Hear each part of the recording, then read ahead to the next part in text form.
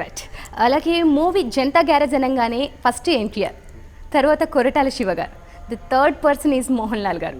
తెలుగు నేర్చుకొని మరి తనంతట తాను చెప్పుకున్న డైలాగ్స్ ఎలా అనిపించింది మోహన్ లాల్ గారితో? సరే, ఆయన నటన గురించి మాట్లాడే అర్హత నాకు లేదు, ఆ స్థాయి నేను ఇంకా పొందలేదు, బహుశా పొందుతానని కూడా నేను అనుకోవట్లేదు. ఒక మంచి మనిషి అండి ఆయనతో ఈ ఫిలింలో మా ఇద్దరికి ఉండే ఇంట్రాక్షన్స్ అవ్వచ్చు, మేము ఇద్దరం కలిసి మాట్లాడిన మాటలు అవ్వచ్చు, very personal, life long cherish చేసుకునే మాటలు అవి. చాలా హ్యాపీగా ఉండే మనిషిని, హ్యాపీనెస్ అందరికీ పంచే మనిషి అయినా. So is a very happy soul, a very positive soul. So మనం ఎప్పుడైతే పాజిటివ్ మనుషుల్ని కలుస్తామో మనలో కూడా చాలా పాజిటివ్ వైబ్స్ మొదలవుతాయి, మనం కూడా అలా పాజిటివ్గా ఆలోచించడం మొదలు పెడతాం. సో అలా Mohan Lal garu has played a major role in my life too, in my personal life to.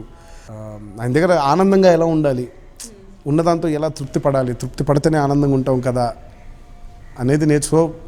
Janatha garage రేపొద్దున రిలీజ్ అయిపోయిన తర్వాత కూడా మోహన్ లాల్ గారు ఇంకా నా మనసులో ఎప్పటికీ ఉండిపోతారు ఆయన.